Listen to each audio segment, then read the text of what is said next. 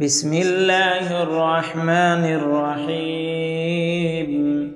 شروع اللہ کے نام سے جو سب پر مہربان ہے، بہت مہربان ہے۔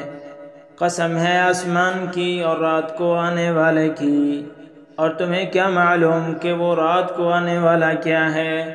چمکتا ہوا ستارہ، کہ کوئی جان ایسی نہیں ہے جس کی کوئی نگرانی کرنے والا موجود نہ ہو۔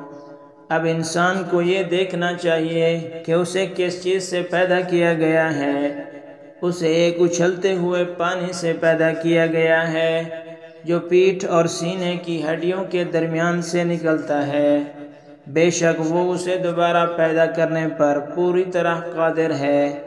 جس دن تمام پوشیدہ باتوں کی جانچ ہوگی تو انسان کے پاس نہ اپنا کوئی زور ہوگا نہ کوئی مددگار۔ قسم ہے بارش بھرے آسمان کی اور پھوٹ پڑنے والی زمین کی کہ یہ قرآن ایک فیصلہ کن بات ہے اور یہ کوئی مذاق نہیں ہے۔